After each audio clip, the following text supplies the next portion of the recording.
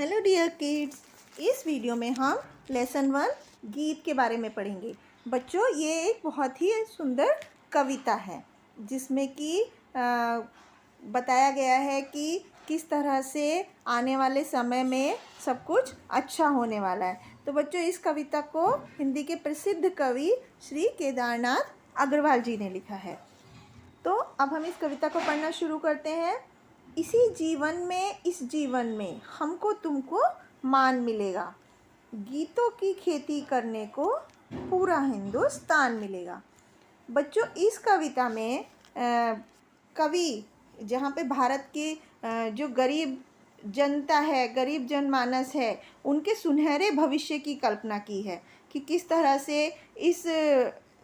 से जो आज का गरीब किसान है, जो गरीब लोग हैं, उसका जो भविष्य है, आने वाला समय है, वो किस तरह से सुंदर होने वाला है।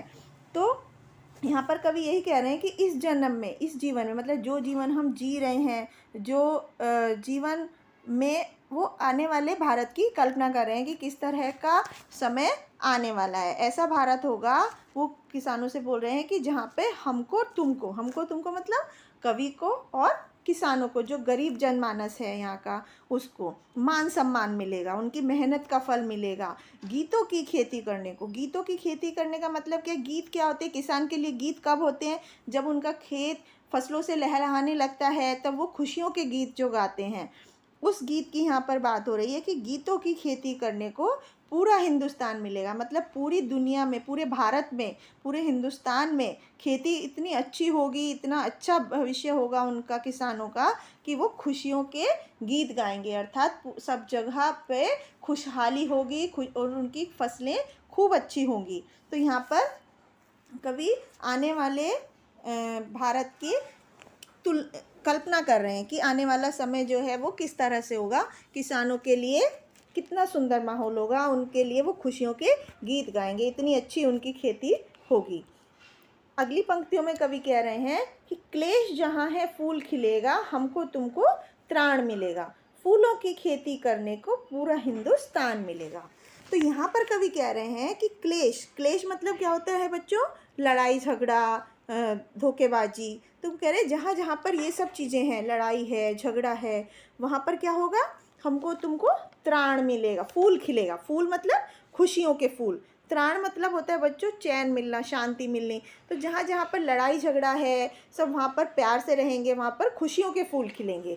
और हम सबको मतलब हमको और तुमको मतलब है कि हमको और किसानों को, जो गरीब जनमानस है, जो आज बहुत परेशान है, उन सबको शांति मिलेगी, चैन मिलेगा। जब सब तरफ क्लेश नहीं होगा, लड़ाई झगड़े नहीं होंगे, खुशी का माहौल होगा, तो पूरे देश में शांति होगी। फूलों की खेती करने को पूरा हिंदुस्तान मिलेगा। अर्थात ऐसे फूलों की, खुशियों की फूलों की, जहाँ पर लड़ाई झगड़ा नहीं होता है, सुख शांति होती है। तो इस तरह के फूल करने के लिए पूरे हिंदुस्तान में खेती होगी। अर्थात सारी भारतवर्ष में हर जगह सुख चैन होगा, शांति होगी, और कहीं पर भी लड़ाई झगड़ा नहीं होगा। अब हम अगली पंक्तियाँ पढ़ते हैं।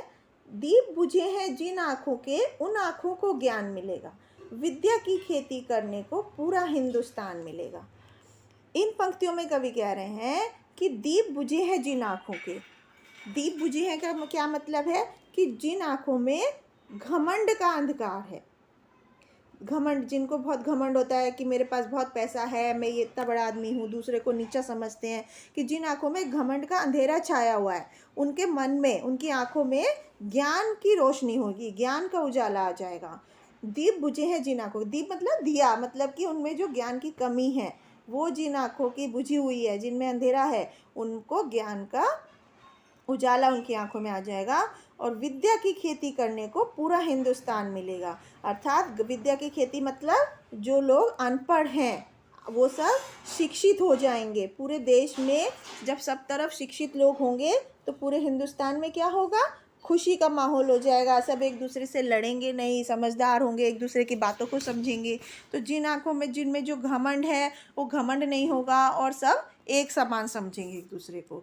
ऐसे भारतवर्ष की कवि यहाँ पर कल्पना कर रहे हैं।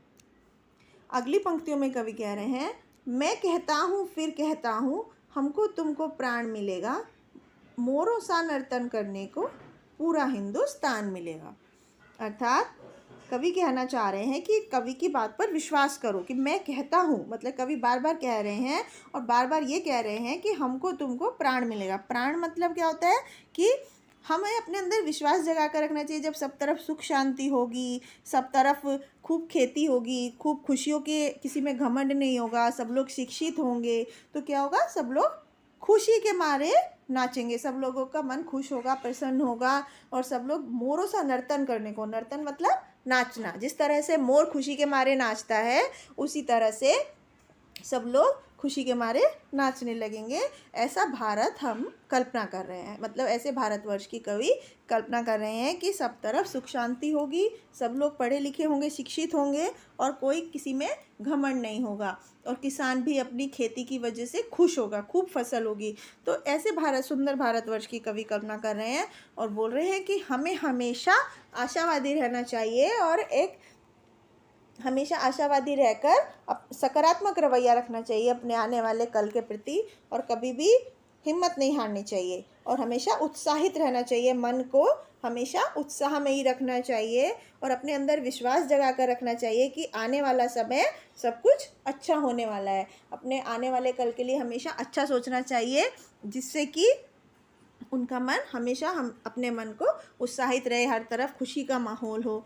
जबकि कभी जानते हैं कि अब सब तरफ सब लोग अनपढ़ हैं, किसान खेती नहीं है, लोगों में घमंड है, लेकिन फिर भी वो ऐसे भविष्य की कल्पना कर रहे हैं, ऐसे भारतवर्ष की कल्पना कर रहे हैं जिसमें ये सब कुछ नहीं होगा। तो इसी तरह से वो सब लोगों को ये संदेश देना चाहते हैं कि हमें भी अपने मन में आशावादी रवैया रखना चाहिए, उत्साह की लौ जगा कर रखनी चाहिए। Thank you.